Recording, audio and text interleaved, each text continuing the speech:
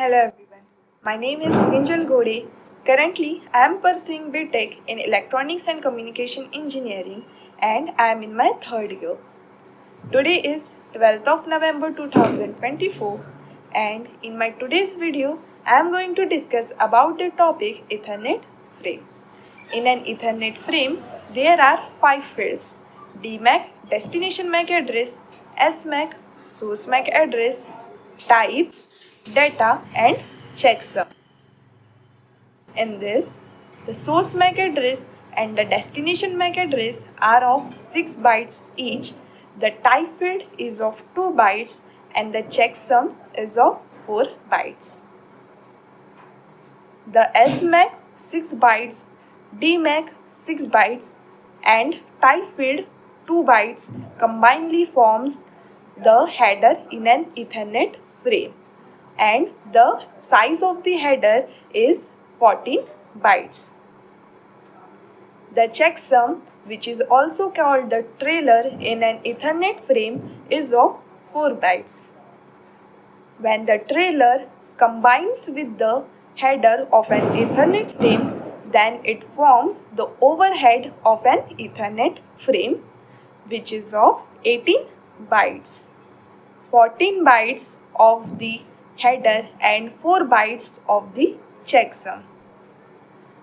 The minimum legal or valid size of an Ethernet frame is 64 bytes. So, from this we can say that the minimum size of the L3 PDU can be 46 bytes. The minimum size of the Ethernet frame, that is 64 bytes, minus the header, that is of 18 bytes, it gives us 46 bytes. If any Ethernet frame is less than the 64 bytes, then it is known as the runt and it is invalid.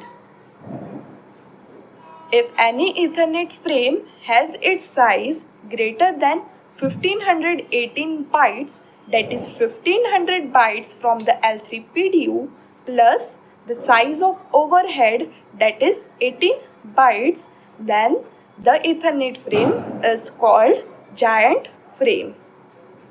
The examples of type fields are first hex 0800 for IP and second 0806 for ARP. Next, what is checksum? So, checksum is calculated both on the transmitting side as well as on the receiving side. On the transmitting side, checksum is calculated over DMAC, SMAC, type and data, and the value that was calculated put in the checksum field, and then the frame is sent to the receiving side. On the receiving side, the checksum is again calculated over the DMAC, SMAC, type and data. Then it compares the checksum value with the existing value in the checksum field. If it matches, then it is concluded that the data is not corrupted or the frame is not corrupted. And if it doesn't match, then the receiving side simply drops or reject that frame. With this, I would like to conclude my today's discussion on Ethernet frame. Thank you.